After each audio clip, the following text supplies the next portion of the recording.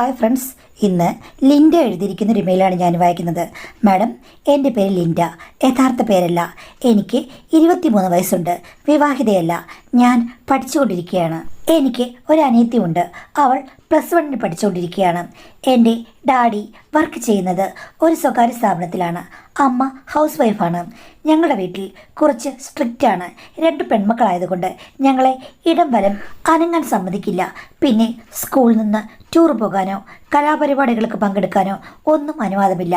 പോവുക, പഠിക്കാൻ, തിരിച്ചു വരിക. ടീച്ചർമാർ പറഞ്ഞെന്ന് പറഞ്ഞാലും എൻ്റെ ഡാഡി ചൂടാകും. അത്ര ഒരു ടൈപ്പാണ്. എൻ്റെ അമ്മയും ഒരു കോൺവെൻറ്റ് സ്കൂളിലാണ് വളർന്നത്. അതുകൊണ്ട് തന്നെ പുള്ളിക്കാരിക്ക് ഇതൊക്കെ ഇഷ്ടമാണ്. കുട്ടികളിൽ അമിതമായ കൺട്രോൾ അടിച്ചേൽപ്പിക്കുന്നത് നന്നല്ലാന്ന് അവർക്കൊരിക്കലും മനസ്സിലാകില്ല. ഞാനും എൻ്റെ അനിയത്തിയും അതിൽ പെടാപ്പാട് പെട്ടുകൊണ്ടിരിക്കുകയാണ്. അവർ സ്ത്രീകൾ എന്തോ പെട്ടെന്ന് തന്നെ പ്രശ്നങ്ങൾ ഉണ്ടാക്കുന്ന ആളെന്നുള്ള രീതിയിലാണ് പെരുമാറുന്നത്. അതെനിക്ക് ഒട്ടും ഇഷ്ടമല്ല. പക്ഷേ എതിർത്ത് പറയാൻ പറ്റില്ലല്ലോ. അടുത്ത വീടുകളുമായിട്ടൊന്നും ഞങ്ങൾക്ക് ഒരു സഹകരണവുമില്ല. എൻ്റെ അച്ഛൻ്റെ അനിയൻ്റെ വീടായിരുന്നു തൊട്ടടുത്ത വീട്. അവരാണെങ്കിൽ ഇപ്പോൾ ആ വീട് വിൽക്കാൻ വെച്ചിരിക്കുകയായിരുന്നു. അവരെല്ലാം UK സെറ്റിൽഡാണ്. ഇനി അവർക്ക് നാട്ടിലൊരു വീട് വേണ്ട, അത് വിൽക്കണമെന്ന് പറഞ്ഞു. ആ പണം അയച്ചു കൊടുക്കാനും പറഞ്ഞു. പവർ ഓഫ് അറ്റോർണിയൊക്കെ എൻ്റെ ഡാഡിക്കാണ് കൊടുത്തത്. ഡാഡി ആളുകളെ 2 വർഷമായിട്ട് നോക്കുന്നുണ്ട്. പക്ഷേ ഇഷ്ടപ്പെടുന്നില്ല.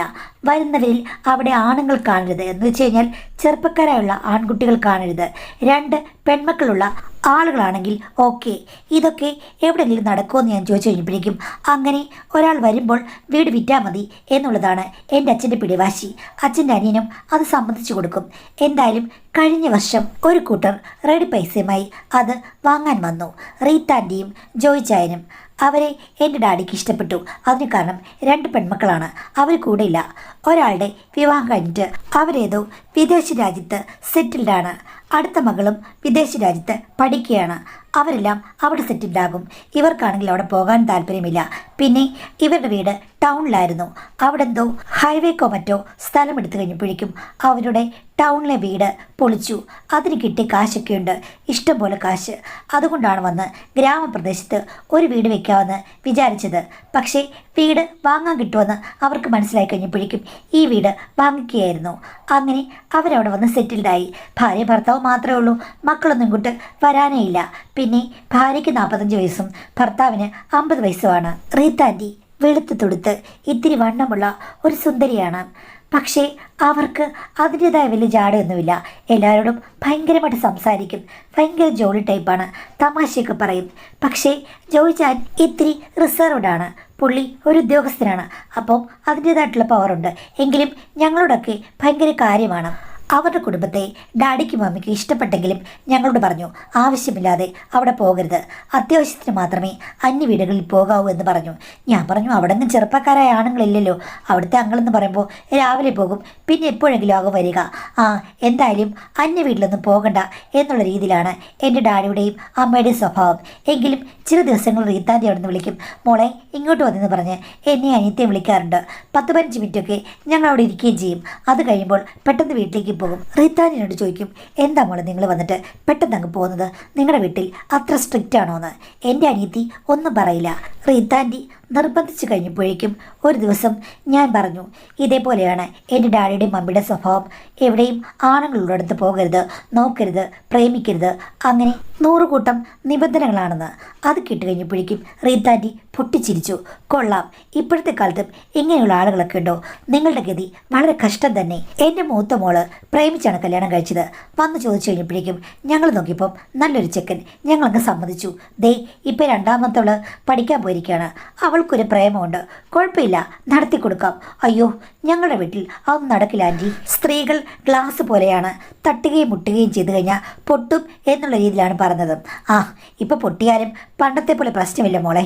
ഇത് എന്തൊരു വീടാണ് എന്നൊക്കെ പറഞ്ഞു. ഞാൻ പറഞ്ഞു, ആൻറ്റി ഇതൊക്കെ എന്നോട് പറഞ്ഞത് കൊള്ളാം. പക്ഷേ ആൻറ്റിയുടെ ഈ സ്വാതന്ത്ര്യമുള്ള കൺസെപ്റ്റ്, കുട്ടികൾ പ്രേമിച്ചാണ് കല്യാണം കഴിച്ചത്, ഇങ്ങനെയുള്ള കാര്യങ്ങളൊന്നും എൻ്റെ ഡാഡിയോടും മമ്മിയോടും പറയരുത്. അങ്ങനെ പറഞ്ഞു കഴിഞ്ഞാൽ ഞങ്ങളെ 10 മിനിറ്റ് പോലും ഇങ്ങോട്ട് വിടില്ല.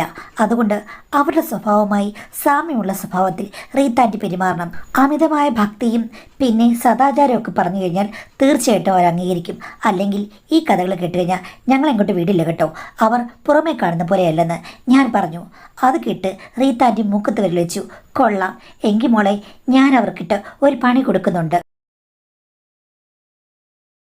അതെന്താ ആൻറ്റി എന്ന് ചോദിച്ചപ്പോഴേക്കും, അത് നീ കാത്തിരുന്ന് കണ്ടോ, പയ്യെ തിന്നാൽ പനയും തിന്നാം മോളെ, നമുക്ക് സ്വാതന്ത്ര്യം നേടിയെടുക്കണമെന്ന് ചോദിച്ചു.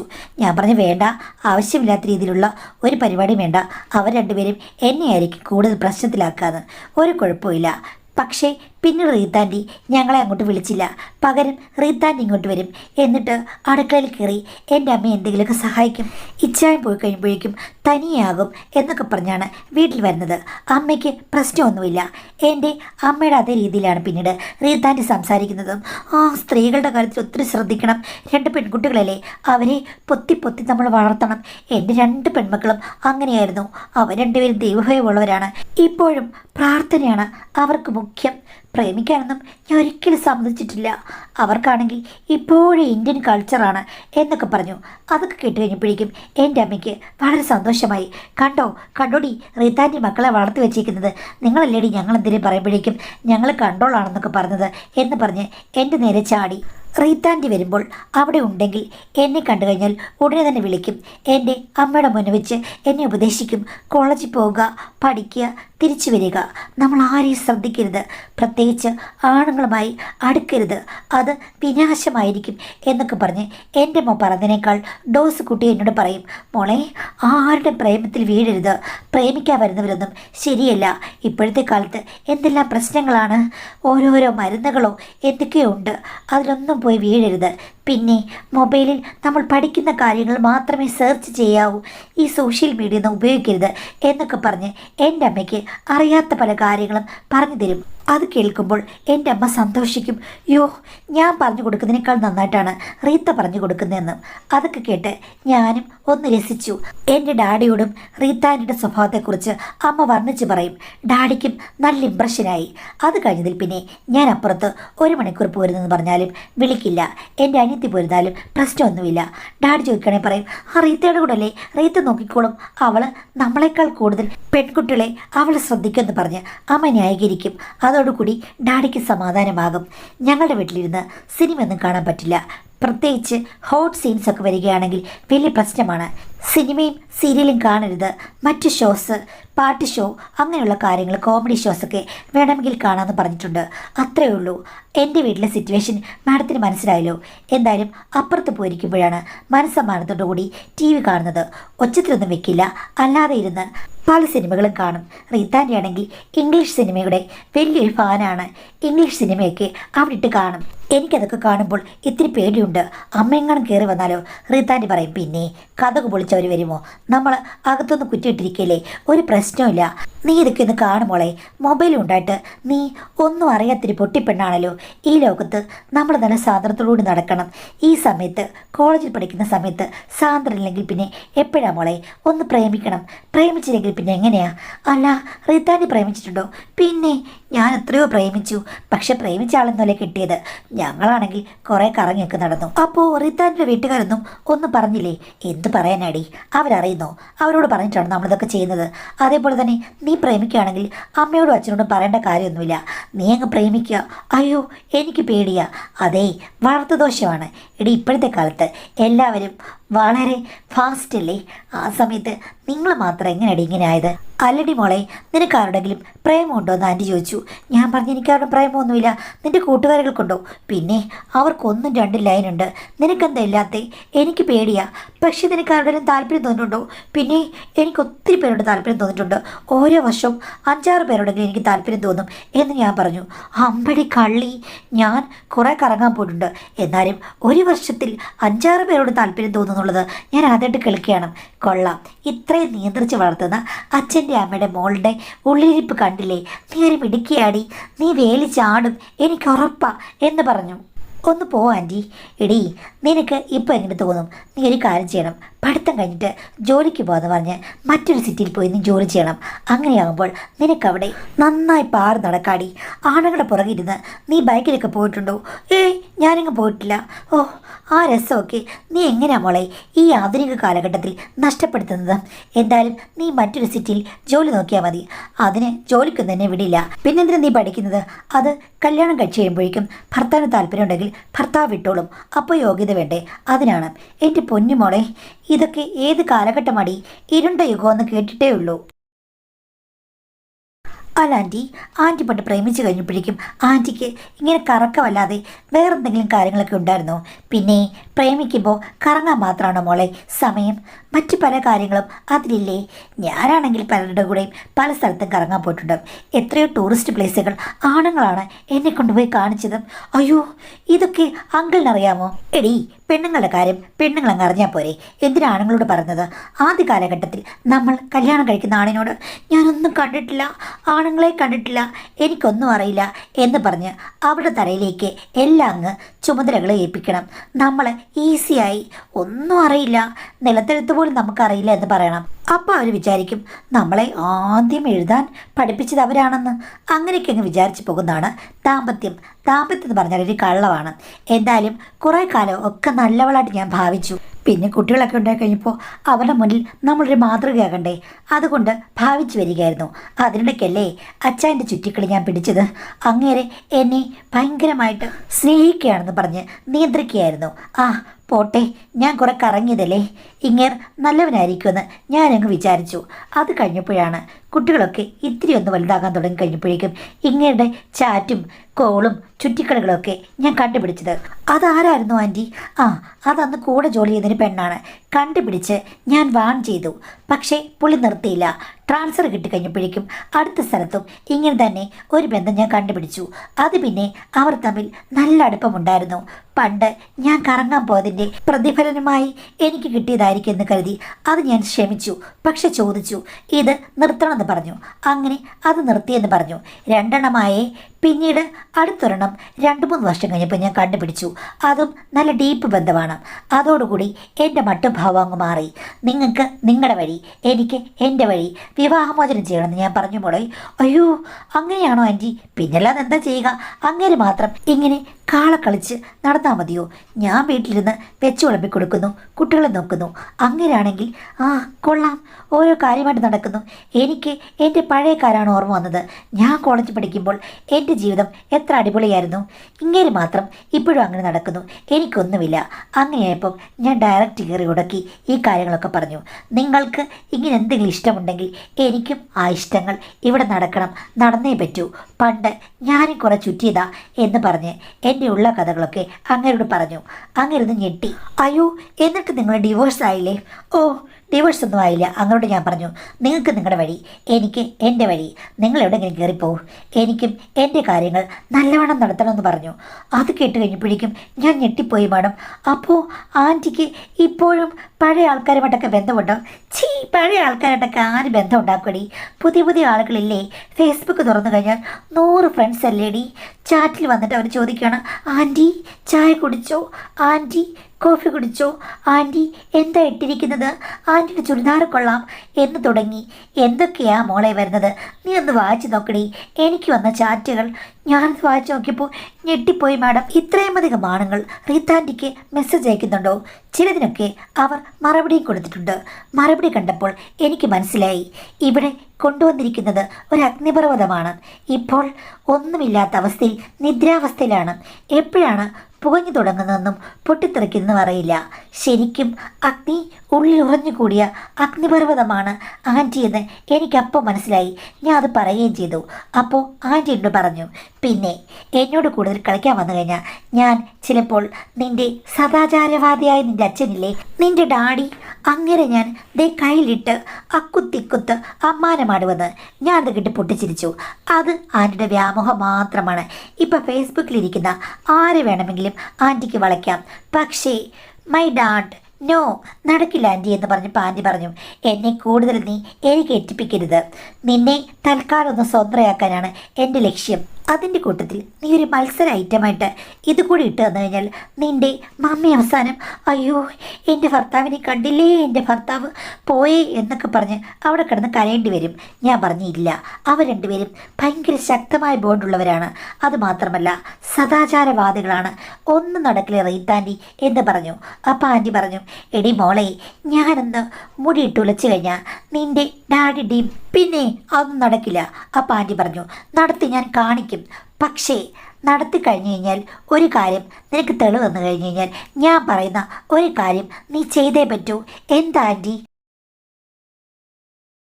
ഞാൻ എൻ്റെ ഫ്രണ്ട്സിൽ നിന്ന് ഒരു സുന്ദരനെ നിനക്ക് കാണിച്ചു തരും, അല്ലെങ്കിൽ നിനക്ക് സെലക്ട് ചെയ്യാം. പക്ഷേ അവനുമായി നീ പ്രേമത്തിലാകണം, കല്യാണം കഴിക്കാനുള്ള പ്രേമമല്ല. എന്താണെന്ന് എനിക്ക് മനസ്സിലായില്ലെന്ന് ചോദിച്ചു. ഞാൻ പറഞ്ഞു, എനിക്ക് പേടിയാ. എന്തായാലും വേറെ കാര്യമുണ്ട്, ആൻറ്റിക്ക് ഈ യജ്ഞം പൂർത്തീകരിക്കാൻ പറ്റില്ല, അതുകൊണ്ട് എനിക്ക് ആൻറ്റിയെ അനുസരിക്കേണ്ടി വരില്ലെന്ന് പറഞ്ഞു. ആൻറ്റി പറഞ്ഞു, നോക്കിക്കോ എന്ന് പറഞ്ഞിട്ട് എന്നെ വെല്ലുവിളിച്ചു. ഞാനത് മറന്നുപോയി. പിന്നീട് ആൻറ്റി ഒരു ദിവസം വീട്ടിൽ വന്ന് ഡാഡിയോട് പറഞ്ഞു, ഇച്ചാന് കുറേ മാസമായി നല്ല തലവേദനയാണ്. ഇപ്പോൾ തുടർച്ചയായിട്ട് 2 ആഴ്ച കൂടിയിരിക്കുമ്പോഴേക്കും ഒരു ദിവസം ദേ വയനാട്ടിൽ പോയി നസീജ് ആണെന്ന് പറഞ്ഞിട്ടുണ്ട്. അവിടെ ഏതോ വൈദ്യന്മാരാണ് ചെയ്യുന്നത്. പുള്ളി ഇന്ന് അവിടെ പോവുകയാണ്. അതുകൊണ്ട് ഞാൻ ഒരു കാര്യം പറയുകയാണ്, മോളെ എൻ്റെ കൂടെ ഒന്ന് കൂട്ടുകിടക്കാൻ വിടണം. കാര്യം എനിക്ക് ഭയങ്കര പേടിയാണ്. എങ്ങനെയാണ് തന്നെ കിടക്കുന്നത്? ഇവിടെ ഞാനിവിടെ എൻ്റെ മുറിയിൽ അവിടെ കിടന്നോളാം. പിന്നെ ഇവിടെ വന്ന് കിടക്കണമെന്ന് എനിക്ക് ആഗ്രഹമുണ്ട്. പക്ഷേ വിലപിടിപ്പുള്ള പലതും വീട്ടിലിരിപ്പില്ലേ, അതുകൊണ്ടാണ് മോളെ ഞാൻ വിളിക്കുന്നതെന്ന് പറഞ്ഞു. എൻ്റെ ഡാഡിക്കും അമ്മയ്ക്കും ഒന്നും പറയാനില്ലാത്ത സ്ഥിതിയായി. അങ്ങനെ അവർ സമ്മതിച്ചു. ഇടയ്ക്കിടയ്ക്ക് ഞാൻ ആൻറ്റിയുടെ വീട്ടിൽ പോയി കൂട്ടുകിടക്കാൻ തുടങ്ങി. പിന്നെ ഒരു ദിവസം പോയപ്പോൾ കുഴപ്പമൊന്നുമില്ലല്ലോ, അതുകൊണ്ട് എൻ്റെ ഡാഡിയും മമ്മിയും പിന്നീടത് ശ്രദ്ധിച്ചില്ല. അങ്കിൾ ശരിക്കും സ്വന്തം ഇഷ്ടം തേടി പല സ്ഥലത്തും പോകുന്നതാണ്. അങ്ങേർക്ക് പല രീതിയിലുള്ള റിലേഷൻസുമുണ്ട്. അവിടേക്ക് അങ്ങേർ പോയി തങ്ങുകയാണ്. ചില ദിവസങ്ങളിൽ ആൻറ്റി എന്നെ വിളിക്കാറില്ല, അങ്ങ് മാനേജ് ചെയ്യും. ചിലപ്പോൾ എന്നെ വിളിക്കുകയും ചെയ്യും. ഒരു ദിവസം ഞാൻ അവിടെ ചെന്ന് കഴിഞ്ഞപ്പോഴേക്കും ആൻറ്റി എന്നോട് പറഞ്ഞു, എടി മോളെ, ഇന്ന് നീ കുറച്ച് അഡ്ജസ്റ്റ് ചെയ്തേ പറ്റൂ. അതെന്താ ആൻറ്റി? ഓ, ഇന്ന് ആരും കാണില്ലെന്ന് വിചാരിച്ചാണ് നിന്നെ ഞാൻ വിളിച്ചത്. പക്ഷേ ഇപ്പോൾ എനിക്ക് ഒരു ആൾ വരും. ആളോ? അതാരാ? എടി, എൻ്റെ ഒരു ഫേസ്ബുക്ക് ഫ്രണ്ടാണ്. ഇവിടെ അടുത്ത് തന്നെ ഉള്ളതാണ്. നിനക്കറിയാമായിരിക്കും. 1 കിലോമീറ്റർ അപ്പുറത്തുള്ള ഒരു പയ്യനാണ്. 10-25 വയസ്സേ ഉള്ളൂ. അയ്യോ, എൻ്റെ കൂടെ പഠിക്കുന്ന ആരെങ്കിലും ആണോ? 25 വയസ്സുള്ളവർ നിന്നോട് പഠിക്കുന്നുണ്ടോ എന്ന് ചോദിച്ചു. അല്ല, ഇനി എനിക്കറിയാവുന്ന ആരാ? അതൊന്നും എനിക്കറിയില്ല. ഒരു കാര്യം ചെയ്യേ, നീ അപ്പുറത്തെ റൂമിൽ പോയി നിൽക്ക്. അവൻ വരുമ്പോഴേക്കും ഞാൻ അവനോട്ട് സംസാരിക്കാം. അത് കഴിഞ്ഞിട്ട് അവൻ 2-3 മണിക്കൂർ കഴിയുമ്പോഴേക്കും അങ്ങ് പോകുമ്പോളെ. പക്ഷേ നിനക്ക് വേണമെങ്കിൽ ആളെ കാണാം എന്ന് പറഞ്ഞു. എനിക്കാണെങ്കിൽ ക്യൂരിയോസിറ്റി സഹിക്കാൻ പറ്റുന്നില്ല. അങ്ങനെ ഞാൻ അപ്പുറത്തെ മുറിയിൽ കയറി കഥ കടച്ചു. എങ്കിലും ആൾ വന്നപ്പോൾ ഞാൻ ഒളിഞ്ഞു നോക്കി. മാഡം, അങ്ങേരെ കണ്ട് ഞാൻ ഞെട്ടിപ്പോയി. എൻ്റെ കൂട്ടത്തിലുള്ള ഒരു പെണ്ണിൻ്റെ തന്നെ ലൈനാണ് അവൻ. അവനാണെങ്കിൽ ഭൂലോക സുന്ദരനാണെന്നും അവൻ അവളെ മാത്രമാണ് സ്നേഹിക്കുന്നതെന്നുമൊക്കെ അവൾ വീം പഠിക്കാറുണ്ട്. ദേ, അവനിപ്പോൾ ആൻറ്റിയുടെ കൈകളിൽ വന്നുപെട്ടു. ചിരിക്കണോ കരയണോ എന്ത് ചെയ്യണമെന്ന് എനിക്കറിയില്ല. പണ്ടേ എനിക്കിത്തരം രഹസ്യ കാര്യങ്ങളൊക്കെ ഒത്തിരി ഇഷ്ടമാണ്. ആൻറ്റി മുറിക്കകത്ത് കയറിപ്പോയി കഴിഞ്ഞപ്പോഴേക്കും ഞാൻ എന്തെങ്കിലും കാണാമോ എന്ന് പോലും ട്രൈ ചെയ്തു മാഡം. അത്രയ്ക്കും എനിക്ക് ഇൻട്രസ്റ്റ് ആയിരുന്നു. ഒരു 12:30 ആയപ്പോഴാണ് അവൻ പോയത്. അത്രയും നേരം എനിക്ക് ഉറങ്ങാനേ പറ്റിയില്ല. അപ്പുറത്തെ ശബ്ദങ്ങൾ കേട്ട് ഞാൻ എങ്ങനെയാണ് ഉറങ്ങുന്നത്? അവൻ പോയി കഴിഞ്ഞപ്പോഴേക്കും ആൻറ്റി എൻ്റെ അടുത്ത് വന്നു. ഇനി നമുക്ക് ഒന്നിച്ചുറങ്ങാം എന്ന് പറഞ്ഞു. അങ്ങനെ ആൻറ്റി ഞാനിവിടെ കിടന്നപ്പോൾ ആൻറ്റി അവനെക്കുറിച്ച് വർണ്ണിച്ച് പല കഥകളും പറഞ്ഞു. മോളെ, അവൻ ശരിക്കും എനിക്കന്ന് വർണ്ണിക്കാൻ വയ്യാടി. ഞാൻ പറഞ്ഞു, എൻ്റെ ഒരു കൂട്ടുകാരുടെ ലൈൻ അവനെന്ന്. അതിനെന്താ, അവർ തമ്മിൽ കല്യാണം കഴിച്ചോട്ടെ, നമുക്കിപ്പോൾ കല്യാണം കഴിക്കാനൊന്നും അല്ലല്ലോ, നമ്മുടെ കാര്യങ്ങൾ നടന്നാൽ പോരെ എന്ന് പറഞ്ഞു. പിന്നെ ഞാൻ ഒരു കാര്യം പറയാം. അന്ന് നീ പറഞ്ഞില്ലേ ആ പദ്യത്തിൽ, ഞാൻ വിചാരിക്കുകയാണെങ്കിൽ ഇവനെയാണ് നിനക്ക് വേണ്ടി ഞാൻ സജസ്റ്റ് ചെയ്തതെന്ന്. ഞാൻ പറഞ്ഞു, എനിക്ക് പേടിയാ, പറ്റില്ലെന്ന്. നോക്കട്ടെ എന്ന് പറഞ്ഞു. പക്ഷേ ആൻറ്റി അത് വളരെ സീരിയസ് ആയിട്ട് എടുത്തു മാഡം. ഒരു ദിവസം ഉച്ചയ്ക്ക് ആൻറ്റി എന്നെ വിളിച്ചു. എടി, നിനക്കിന്ന് ലീവല്ലേ? അതെ, ബാ നമുക്ക് കൂടെ അടുക്കളയിൽ പാചകം ചെയ്യാമെന്ന്. അപ്പോൾ അമ്മ അത് കേട്ടു. പോയി ആൻറ്റിയെ സഹായിക്കാൻ പറഞ്ഞു. ഞങ്ങൾ രണ്ടുപേരും കൂടെ അപ്പുറത്ത് ചെന്നു. അത് കഴിഞ്ഞപ്പോഴേക്കും ആൻറ്റി മൊബൈലിൽ ആരെയെ വിളിച്ചു. എന്നിട്ട് അത് സ്പീക്കർ മോഡിലിട്ടു. അതിൻ്റെ ഡാഡിയായിരുന്നു. റീത്താൻ്റെ ചോദിക്കുകയാണ്, ഇങ്ങനെ അവിടെയുമല്ല ഇവിടെയല്ല എന്ന് പറഞ്ഞു കഴിഞ്ഞാൽ എങ്ങനെയാണ്? അപ്പോൾ ഡാഡി പറയുകയാണ്, എനിക്ക് പേടിയാണ്. ഏതെങ്കിലും രീതിയിൽ പിടിക്കപ്പെട്ട് കഴിഞ്ഞു കഴിഞ്ഞാൽ വലിയ പ്രശ്നം പ്രശ്നമാകും. എൻ്റെ ഭാര്യയോ മക്കളോ അറിഞ്ഞു കഴിഞ്ഞാൽ പ്രശ്നമാകുമെന്ന് ആൻറ്റി പറഞ്ഞു. എങ്ങനെ പിടിക്കപ്പെടാനാണ്? ആരും അറിയില്ല. പിന്നെ നിങ്ങൾ തന്നെയല്ലേ പറഞ്ഞത് നിങ്ങളുടെ ഭാര്യയുമായിട്ട് നിങ്ങൾക്ക് യാതൊരു വിധത്തിലുള്ള സഹവാസമില്ലെന്ന്? പിന്നെ എന്താ പ്രശ്നം? അതൊന്നുമില്ല, എനിക്ക് ആഗ്രഹമുണ്ട്. പിന്നെ അവൾക്ക് ഇഷ്ടമില്ലാത്തത് കൊണ്ട് ഞാനും അഡ്ജസ്റ്റ് ചെയ്യുകയാണ് എന്നൊക്കെ പറഞ്ഞു. ഇതൊക്കെ കേട്ട് ഞാൻ ഞെട്ടിപ്പോയി. എന്തായാലും അടുത്ത വെള്ളിയാഴ്ച ഇച്ചാൻ ഇവിടെ ഇല്ല, വന്നേ പറ്റൂ. ഒരാണാണെങ്കിൽ നിങ്ങൾ വരും എന്നൊക്കെ പറഞ്ഞു. അപ്പോഴേക്കും ഡാഡി പറഞ്ഞു, ഞാൻ വരാം, എന്ത് റിസ്ക് എടുത്താണെങ്കിൽ വരാം. ഞാനൊന്ന് എവിടെയെങ്കിലും പോവാണെന്ന് പറഞ്ഞ് വീട്ടിൽ നിന്ന് നേരത്തെ പോയിക്കോളാം. പിറ്റേ ദിവസം അവിടുന്ന് ഓഫീസിൽ പോയിക്കോളും എന്നുള്ള രീതിയിലായിരിക്കും ഞാൻ പോകുന്നതും. എങ്ങനെയെങ്കിലും വന്നാൽ മതി. മാഡം, ഈ പറഞ്ഞതുപോലൊക്കെ കാര്യങ്ങൾ സംഭവിക്കുകയും ചെയ്തു. അന്ന് ആ പറഞ്ഞ ദിവസം ഡാഡി നേരത്തെ പോയി. ഇന്ന് വരില്ല, നാളെ അവിടുന്ന് ഓഫീസിൽ പോകും, വേറെന്തോ അർജൻറ്റ് ആവശ്യമുണ്ട് ഓഫീസിൽ എന്നൊക്കെ പറഞ്ഞ് പോവുകയും ചെയ്തു. പിറ്റേ ദിവസം ആൻറ്റിയോട് ഞാൻ ചോദിച്ചു കഴിഞ്ഞപ്പോഴേക്കും ആൻറ്റി രഹസ്യമായി മൊബൈൽ ഷൂട്ട് ചെയ്ത എല്ലാ ദൃശ്യങ്ങളും എനിക്ക് കാണിച്ചു തന്നു. പക്ഷേ കാണാനുള്ള കരുത്ത് എനിക്കുണ്ടായിരുന്നില്ല.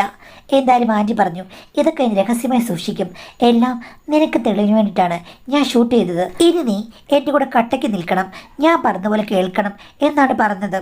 എനിക്കാണെന്നെങ്കിൽ അത് കേട്ടപ്പോൾ തൊട്ട് നല്ല പേടിയുണ്ട്. പിന്നെ എനിക്കൊരു സംശയം മാഡം, ഇത്രയും കൺട്രോൾ ചെയ്യുന്ന ഡാഡിയൊക്കെ എന്തിനാണ് ഇങ്ങനെയുള്ള കാര്യങ്ങളിൽ പെട്ടെന്ന് വീണു പോകുന്നത്? ഇവരെ ഞാൻ അനുസരിക്കേണ്ട കാര്യമുണ്ട് മാഡം? ഞാൻ തെറ്റായ വഴിക്കാണ് പോകുന്നത് എന്നാണ് ചോദിച്ചിരിക്കുന്നത്. ഇതിനെയൊക്കെയാണ് പകൽ മാന്യന്മാരെന്ന് പറയുന്നത്. അനാവശ്യമായ നിയന്ത്രണങ്ങൾ, അത് പറയുന്നവരുടെ ഉള്ളിൽ എന്താണെന്ന് നമുക്കറിയില്ല. അതിൽ കുറച്ച് ശതമാനം ആൾക്കാർ മാത്രമേ ഉള്ളൂ ആത്മാർത്ഥത ഉള്ളവർ. ബാക്കിയുള്ളവരെല്ലാം ഇങ്ങനെയൊക്കെ ആയിരിക്കും. അപ്പം എല്ലാം മറച്ചു പിടിച്ചിട്ട്, എൻ്റെ തെറ്റെല്ലാം മറച്ചു പിടിച്ചിട്ട് എൻ്റെ മക്കൾ നന്നാണെന്ന് വിചാരിക്കുന്നത് ഒരു കണക്കിന് നല്ലതാണെന്ന് ചോദിച്ചു കഴിഞ്ഞാൽ ഓക്കെ, നല്ലതാണ്. എന്നാലും അമിത നിയന്ത്രണം ഒട്ടും ശരിയല്ല. പക്ഷേ ഇത്തരം നിയന്ത്രണത്തിൽ വളർന്നുകൊണ്ട് നിങ്ങൾക്ക് അമിതമായ ക്യൂരിയോസിറ്റിയുമാണ്. അതുകൊണ്ട് ആൻറ്റിയുടെ ആ ഒരു യാത്രയിൽ നിങ്ങളും പെട്ടെന്ന് വീണുപോയി. എന്നാൽ എനിക്ക് പറയാനുള്ളൊരു കാര്യം എന്ന് വെച്ച് കഴിഞ്ഞാൽ, അച്ഛൻ അമ്മ അല്ലെങ്കിൽ അവർക്ക് അവരുടേതായിട്ടുള്ള രഹസ്യങ്ങൾ കാണും, അല്ലെങ്കിൽ വ്യക്തിബന്ധങ്ങൾ കാണും. അവർക്ക് എന്ത് തോന്നിയാസാകാമെന്ന് ചോദിച്ചാൽ അല്ല, പക്ഷേ വ്യക്തിപരമായിട്ട് രഹസ്യമായിട്ട് അവർക്ക് എന്ത് വേണമെങ്കിലും കാണിക്കാമായിരിക്കാം. പക്ഷെ നമ്മളത് കേട്ടിട്ട് കണ്ടിട്ട് അനുകരിക്കരുത്. ആൻറ്റിയുടെ ആ ഒരു രീതിയിലേക്ക് പോകേണ്ട കാര്യമില്ല. അച്ഛൻ്റെ കാര്യത്തിലേക്കും നിങ്ങൾ കൂടുതൽ ശ്രദ്ധിക്കേണ്ട കാര്യമില്ല. അത് അവരുടെ പ്രൈവറ്റ് ആയിട്ടുള്ള വിഷയമാണ്. നിങ്ങളൊരിക്കലും ഈ ആൻറ്റി പറഞ്ഞ് കേട്ട് പന്തയമാണെന്നൊക്കെ പറഞ്ഞ് അവരുടെ വഴിയിലേക്ക് പോകരുത്. കാര്യം ആദ്യം അവർ പറയും പന്തയത്തിന് വേണ്ടി ഒന്നെന്ന്, അത് കഴിയുമ്പോൾ അതിൻ്റെ വീഡിയോ വില എടുത്തിട്ട് പിന്നെ നിർബന്ധിച്ചിട്ട് അവരെന്താ ഉദ്ദേശിക്കുന്നതെന്ന് അറിയില്ലല്ലോ. ഇതിന് പിന്നിൽ അവരെന്താ കാണിക്കുന്നത്, അവരുടെ ലക്ഷ്യം എന്താണ്, പണസമ്പാദനമാണോ വേറെന്തെങ്കിലും ആണോ ഒന്നും അറിയില്ല. വളരെ ദുരൂഹയായ ഒരാളാണ് അവർ. അപ്പോൾ അതുകൊണ്ട് രസം മാത്രമാണ് അവരുടെ പിന്നിലെന്ന് വിചാരിക്കരുത്. അതൊക്കെ ഒരു ട്രാപ്പാണ്. അതൊക്കെ ചിരിച്ചു തള്ളുക. എനിക്ക് താല്പര്യമില്ല, ഇതൊക്കെ കേൾക്കുന്നു കാണുന്നു, അതൊക്കെ. അതല്ലാതെ അതിൽ കൂടുതൽ താല്പര്യമില്ല എന്ന് പറയുക. പിന്നെ അച്ഛനും അവരും തമ്മിലുള്ള കാര്യങ്ങൾ അവർ ഡിസൈഡ് ചെയ്തോളൂ. അതിനെക്കുറിച്ച് നിങ്ങൾ ഓർത്ത് തലമുണ്ടാക്കേണ്ട കാര്യമില്ല. പക്ഷേ എങ്കിലും അവരിൽ നിന്ന് അകന്നു നിൽക്കുന്നതാണ് നല്ലതെന്നാണ് എനിക്ക് തോന്നുന്നത്. അല്ലാതെ അവരുടെ പാതയിലേക്ക് കൂടെ ചെല്ലാൻ അത്ര നല്ല ഒരു രീതിയാണെന്ന് എനിക്ക് തോന്നുന്നില്ല.